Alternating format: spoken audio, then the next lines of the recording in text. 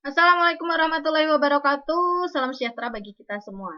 Selamat datang di kelas pengantar manajemen. Pada pertemuan kali ini atau di pertemuan ke-10 atau sesi ke-10, di sini kita akan membahas mengenai pengendalian atau controlling. Tujuan pembelajaran kita kali ini diharapkan Anda semua setelah mengikuti kelas kali ini memahami dan mampu menjelaskan mengenai yang pertama, pengertian pengendalian, yang kedua, alasan melakukan pengendalian, yang ketiga, jenis-jenis pengendalian, dan yang keempat adalah langkah-langkah melakukan pengendalian. Baik, kita masuk ke pembahasan yang pertama, terkait dengan pengendalian atau pengawasan. Proses dalam menetapkan ukuran kinerja dan pengambilan tindakan yang dapat mendukung pencapaian hasil yang diharapkan sesuai dengan kinerja yang telah ditetapkan, itulah yang dimaksud dengan pengendalian atau pengawasan. Pengendalian atau pengawasan, menurut Stoner, merupakan proses untuk memastikan bahwa segala aktivitas yang terlaksana sudah sesuai dengan apa yang telah direncanakan. Ya, jadi dari dua definisi ini bahwa pengendalian atau pengawasan atau controlling merupakan proses proses menentukan apakah aktivitas yang sudah berjalan itu sudah sesuai dengan apa yang direncanakan atau apa yang diharapkan atau apa yang menjadi ekspektasi dari suatu perusahaan atau organisasi. Nah, selanjutnya kita masuk pada alasan mengapa organisasi melakukan pengendalian atau alasan mengapa perusahaan melakukan pengendalian. Yang pertama, kemungkinan adanya pelanggaran dalam pelaksanaan perencanaan. Yang kedua, adanya kemungkinan terjadi kesalahpahaman antara pihak perencana dan pelaksana. Mungkin adanya miskomunikasi atau tidak tersampaikannya pesan dengan baik sehingga antara pihak perencana dan pihak pelaksana terjadi kesalahpahaman. Kemudian adanya kemungkinan kurangnya penjabaran pekerjaan, jadi kurangnya penjelasan mengenai apa yang harus dikerjakan, bagaimana cara mengerjakannya. Nah, itu kurang jelas sehingga terjadi kemungkinan adanya kesalahan dalam melaksanakan pekerjaan. Kemudian yang keempat, kemungkinan bawahan kurang menguasai pekerjaan. Nah, ini merupakan 4 alasan mengapa diperlukan pengendalian dalam suatu organisasi atau perusahaan. Nah, selanjutnya kita masuk pada tujuan pengendalian atau pengawasan. Nah, di sini tujuan pengendalian atau pengawasan adalah mencegah adanya penyimpangan atau setidaknya memperkecil kesalahan yang mungkin akan terjadi sehingga sasaran yang telah ditetapkan sebelumnya dapat tercapai dengan baik. Jadi ketika ada yang menanyakan apa sih tujuan dilakukannya kontrol, kok nggak nunggu hasilnya aja gitu. Nah, tujuannya ini tadi jadi mencegah adanya penyimpangan dalam proses pengerjaan atau selama proses pengerjaan atau selama proses pelaksanaan kegiatan atau aktivitas untuk mencapai tujuan. Jadi mencegah adanya penyimpangan. Kemudian yang kedua, memperkecil potensi kesalahan. Jadi yang tadinya kalau tidak ada pengawasan, kesalahan ini akan terjadi. Nah, dengan adanya controlling atau pengawasan ketika akan terjadi kesalahan, nah ini sudah dapat diidentifikasi sehingga kemungkinan terjadinya kesalahan itu sangat kecil atau menjadi lebih kecil. Nah, sehingga di sini dengan adanya controlling atau pengawasan, sasaran yang telah ditetapkan sebelumnya dapat tercapai dengan baik. Selanjutnya kita masuk pada bahasan mengenai mekanisme pengendalian.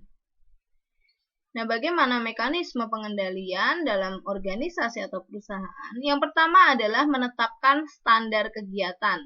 Ya, jadi sudah dibuat nih standar kegiatannya atau standar apa sih yang harus dilakukan, ini sudah ada. Kemudian menyusun umpan balik atau feedback. Yang ketiga, membandingkan antara kegiatan dengan standar. Nah, ini yang ketiga ini ketika kegiatan sudah berlangsung atau sudah berjalan. Nah, kemudian dibandingkan nih dengan standar kegiatan yang sudah ditentukan sebelumnya. Kemudian mengukur penyimpangan. Ya, jadi setelah membandingkan, nah ini kelihatan nih, ada nggak ketidaksesuaian antara kegiatan yang sudah dijalankan atau kegiatan yang sudah terlaksana dengan standar yang sudah dibuat sebelumnya. Ya, jadi penyimpangan yang terjadi itu akan dapat diukur. Dan yang terakhir adalah melakukan tindakan korektif ya jika memang diperlukan. Nah, misalnya setelah dilakukan pembandingan, kemudian diukur, oh ternyata penyimpangannya ini nih, ya sudah diketemukan nih penyimpangannya segini dan penyimpangan ini perlu melakukan tindakan korektif. Nah, maka manajemen dapat mengambil keputusan atau mengambil tindakan korektif yang diperlukan sehingga pelaksanaan kerja nantinya akan lebih baik ya, sehingga kemungkinan untuk tercapainya tujuan perusahaan ya akan sangat mungkin tercapai. Selanjutnya kita masuk pada jenis-jenis pengendalian. Nah, jenis pengendalian ini didasarkan pada yang pertama aspek waktu, yang kedua aspek objek, yang ketiga aspek subjek. Kita bahas satu-satu untuk jenis pengendalian. Yang pertama adalah jenis pengendalian berdasarkan aspek waktu. Pengendalian atas dasar aspek waktu, di sini ada yang pertama pengendalian preventif, yaitu pengendalian yang dilakukan sebelum atau pada saat proses pekerjaan sedang berjalan. Ya, jadi untuk pengendalian preventif di sini sudah dilakukan sebelum pekerjaan tersebut berjalan ya, atau pada saat pekerjaan berjalan. Ya, preventif itu kan artinya antisipasi. Ya, jadi sebelum penyimpangan tersebut terjadi, nah ini sudah bisa diidentifikasi. Yang kedua, pengendalian represif. Pengendalian yang dilakukan setelah pekerjaan selesai.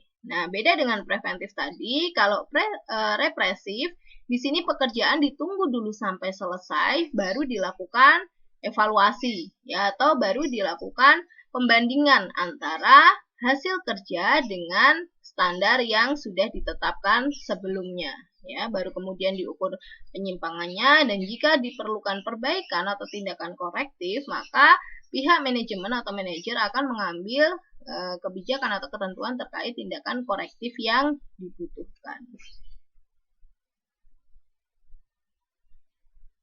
Selanjutnya, pengendalian atas dasar aspek objek. Yang pertama adalah pengendalian administratif.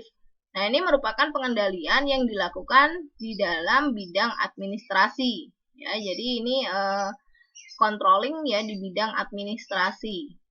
Kemudian ada pengendalian operatif. Nah, ini merupakan pengendalian atau controlling yang dilakukan di bidang operasional. Ya, jadi jika dilihat dari atas dasar aspek objeknya, nah ini pengendalian diklasifikasikan atau digolongkan menjadi dua, yaitu administratif, yaitu pengendalian pada bagian administrasinya, dan pengendalian operatif, yaitu pengendalian di bidang operasionalnya.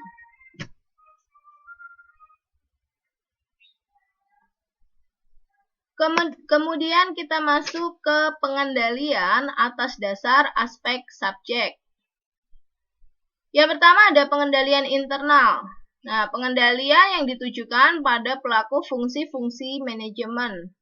Dan pengendalian eksternal yaitu pengendalian yang ditujukan pada pelaku di luar fungsi manajemen. Ya, jadi untuk pengendalian atas dasar subjek ini dibagi menjadi dua, yaitu pengendalian internal, ini pengendalian di dalam perusahaan ya, atau terkait dengan pelaku fungsi manajemen. Sedangkan pengendalian eksternal ya, nah ini ditujukan atau pengendalian atau controlling ini ya dilakukan terhadap pelaku di luar fungsi manajemen. Selanjutnya kita masuk pada langkah-langkah pengendalian. Nah, apa saja langkah-langkah pengendalian? Yang pertama adalah penetapan standar dan metode pengukuran kinerja. Yang kedua, mengukur kegiatan. Yang ketiga, membandingkan hasil pengendalian dengan hasil kegiatan. Yang keempat, melakukan tindakan korektif terhadap penyimpangan yang terjadi. Nah, ini sama dengan mekanisme tadi ya untuk pengendalian atau controlling. Jadi tahapannya adalah menetapkan standar. Dan kalau ini dilengkapi dengan metode pengukuran kinerja. Nah, kemudian setelah standar jadi ya kegiatan bisa dilakukan. Nah, selama proses pelaksanaan kegiatan, nah ini kegiatan ini diukur apakah sudah sesuai dengan standar yang telah ditetapkan sebelumnya atau tidak. Nah, untuk pengukurannya ya tadi ada dua cara yang bisa dilakukan atau pendekatan yang bisa dilakukan, yaitu preventif ya dengan melakukan controlling atau pengendalian sebelum atau selama proses pengerjaan ya atau selama proses kegiatan, atau kegiatan controlling setelah pekerjaan tersebut selesai ya baru dilakukan kontrol atau pengawasan atau pengendalian apakah sudah sesuai dengan standar yang ditetapkan sebelumnya. Nah, kemudian setelah diukur ya dibandingkan nih antara hasil dengan standar yang ada. Nah, kemudian dapat dilihat di situ apakah membutuhkan tindakan korektif dari manajemen atau tidak terkait dengan kegiatan yang dilaksanakan. Ya, jika memang ada penyelewengan atau ada kesalahan, nah maka di sini manajer bisa mengambil tindakan korektif apa yang perlu dilakukan sehingga nanti kegiatan yang dilaksanakan akan menjadi lebih baik. Selanjutnya kita masuk pada unsur pengendalian. Nah, unsur pengendalian ada 4 ya. Yang pertama adalah detektor atau sensor. Nah, detektor atau sensor ini alat yang digunakan untuk mengukur apa yang sesungguhnya terjadi dalam proses yang sedang dikendalikan. Kemudian yang kedua asesor atau penilai. Nah, ini menentukan signifikansi peristiwa aktual dengan cara membandingkan dengan standar yang seharusnya. Kemudian efektor atau pengubah, yaitu mengubah perilaku jika asesor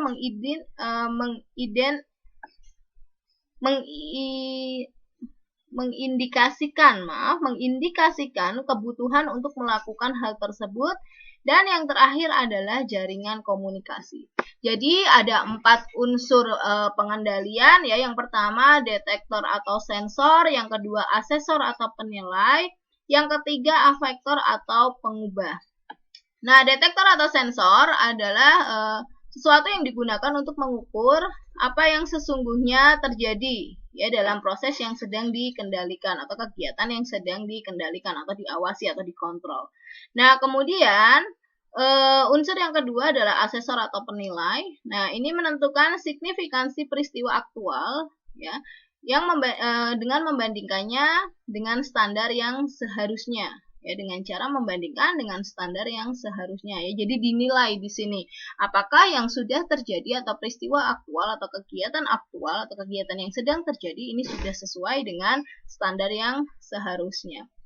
Nah, selanjutnya efektor atau pengubah ini menjadi unsur ketiga ya. Jadi jika memang asesor mengindikasikan adanya kebutuhan untuk melakukan perubahan ya, maka dilakukanlah perubahan terhadap peristiwa aktual tersebut atau terhadap kegiatan tersebut. Nah, kemudian yang keempat adalah jaringan komunikasi. Nah, jaringan komunikasi ini fungsinya adalah meneruskan informasi dari detektor ke asesor atau dari asesor ke efektor. Ya, jadi yang menghubungkan ya atau yang meneruskan informasi dari masing-masing unsur ini adalah jaringan komunikasi. Makanya kenapa untuk jaringan komunikasi ini dimasukkan ke dalam unsur pengendalian. Baik, selanjutnya kita masuk ke dalam pengendalian manajemen. Nah, pengendalian manajemen ini merupakan proses yang digunakan untuk mempengaruhi para anggota organisasi agar menerapkan strategi organisasi. Nah, pengendalian manajemen, ini ada aktivitas pengendalian manajemen, keselarasan tujuan, menjadi salah satu alat implementasi strategi selain struktur organisasi, manajemen SDM, budaya. Nah, selanjutnya untuk pengendalian manajemen menekankan pada aspek keuangan dan non-keuangan. Dan yang terakhir, membantu mengembangkan strategi baru. Ya, jadi untuk pengendalian manajemen ini merupakan aktivitas pengendalian manajemen atau aktivitas controlling di bagian manajemen, kemudian menyelaraskan tujuan ya fungsinya. Selanjutnya untuk pengendalian manajemen sendiri merupakan salah satu alat implementasi strategi. Selanjutnya, terkait dengan pengendalian manajemen, ini menekankan pada aspek keuangan dan keuangan, ya, dan non-keuangan. Jadi untuk manajemen tidak hanya non-keuangan saja, tapi juga aspek keuangan. Kemudian, membantu mengembangkan strategi baru. Nah, selanjutnya kondisi apa sih yang memerlukan pengawasan? Ini ada beberapa kondisi yang memang memerlukan controlling atau pengawasan. Yang pertama, terjadi penurunan pendapatan atau profit, namun tidak begitu jelas faktor penyebabnya. Nah, jadi misalnya nih, pendapatan perusahaan atau profit perusahaan turun, ya, tapi perasaan penjualannya naik, ya, kemudian biayanya juga sama, tapi kok profitnya turun ya? Apa nih yang menjadi faktor penyebabnya? Nah, ini kondisi ini berarti membutuhkan pengawasan atau pengidentifikasian lebih jauh apa yang sebenarnya terjadi. Yang kedua, penurunan kualitas pelayanan. Nah, ini teridentifikasi dari adanya keluhan pelanggan. Nah, ini kalau misalnya keluhan pelanggannya kok naik ya tingkat keluhan pelanggannya. Nah, ini berarti ada yang salah nih di dalam perusahaan. Nah, berarti kualitasnya turun nih, kualitas pelayanannya turun nih. Nah, ini kemudian lihat atau dikendalikan apa sih yang salah dari segi misalnya pelayanan ya atau manajemen atau operasional yang ada di dalam perusahaan. Selanjutnya, ketidakpuasan pegawai teridentifikasi dari adanya keluhan pegawai, produktivitas yang menurun, dan lain sebagainya. Kemudian yang keempat, berkurangnya kas perusahaan. Yang kelima, banyaknya pegawai atau pekerjaan yang menganggur. Yang keenam, tidak terorganisasinya setiap pekerjaan dengan baik. Yang ketujuh, biaya melebihi anggaran. Nah, ini juga harus ya diawasin ya. Ini kenapa biaya bisa melebihi dari anggaran yang sudah ditentukan sebelumnya. Kemudian adanya penghamburan dan inefisiensi. Nah, ini merupakan beberapa kondisi yang memerlukan pengawasan ya atau controlling.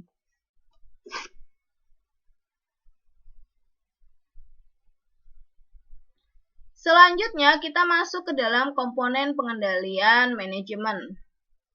Yang pertama, ada lingkungan pengendalian. Selanjutnya, sistem akuntansi. Dan yang terakhir adalah prosedur pengendalian. Nah, ini kita akan bahas satu-satu terkait dengan komponen pengendalian manajemen. Yang pertama adalah lingkungan pengendalian. Lingkungan pengendalian suatu organisasi mencerminkan keseluruhan sikap, kesadaran, dan tindakan para anggota Dewan Pengawas, manajemen, dan pemilik organisasi, sehubungan dengan pentingnya pengendalian dan penekanan pada organisasi. Secara umum, lingkungan pengendalian ini menyediakan pola bagi terciptanya pengendalian dalam sistem operasional dan pencatatan dalam suatu organisasi. Ya, jadi untuk lingkungan pengendalian itu adalah keseluruhan sikap, kesadaran, dan tindakan dari seluruh anggota yang ada di dalam organisasi, baik Dewan Pengawas, manajemen, maupun owner, ya, berkaitan dengan pentingnya pengendalian dan penekanannya pada organisasi. Selanjutnya kita masuk ke dalam sistem akuntansi. Nah, sistem akuntansi ini berkaitan dengan identifikasi dan mencatat transaksi yang sudah diotorisasi, kemudian menjelaskan transaksi tersebut pada saat yang tepat. Nah, selanjutnya, sistem akuntansi digunakan untuk mengklasifikasikan secara tepat tujuan laporan keuangan. Yang keempat, mengukur nilai transaksi sehingga nilai keuangannya dapat dicatat dalam laporan keuangan. Dan yang terakhir, menyajikan transaksi-transaksi tersebut dalam laporan keuangan lengkap dengan pengungkapan yang diperlukan.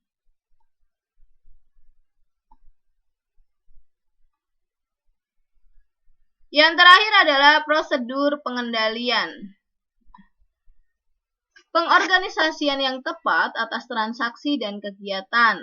Ya, terkait dengan prosedur ya, yang pertama adalah pengorganisasian yang tepat atas transaksi dan kegiatan. Yang kedua, adanya pemisahan fungsi. Sehingga peluang seseorang untuk berbuat salah dan menyembunyikan kesalahan atau kecurangan dalam organisasi menjadi minimum. Ya, misalnya memisahkan fungsi yang membedakan tanggung jawab untuk mengotorisasi, mencatat, menyimpan pada orang-orang yang berbeda. Ya, jadi prosedur pengendalian yang kedua yaitu adanya pemisahan fungsi. Ya, jadi setiap fungsi yang ada di dalam organisasi itu dipegang oleh orang yang berbeda. Ya, sehingga dengan adanya pemisahan fungsi ini diharapkan mampu meminimalisir kesalahan ya atau kecurangan ya atau penyelewengan yang mungkin terjadi.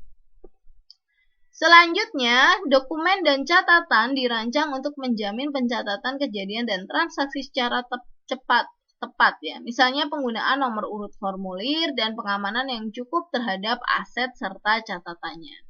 Nah, ini prosedur pengendalian yang selanjutnya adalah terkait dengan dokumen dan catatan. Ya, jadi untuk dokumen penting ya, misalnya terkait dengan transaksi itu digunakan nomor urut formulir. Ya, jadi kelihatan nih kan kalau sudah memiliki nomor urut ya ketika hilang satu ya. Nah, ini kan lebih mudah dilacak. Ya, misalnya nomor 5-nya nggak ada loh. Nah, ini bukti transaksi yang nomor 5 mana nih? Gitu kan.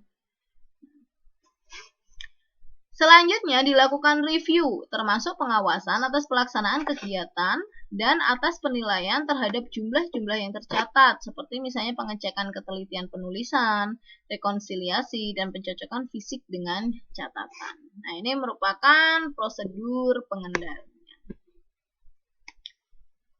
Baik, demikian untuk pemaparan materi di pertemuan ke-10 atau sesi ke-10 terkait dengan pengendalian.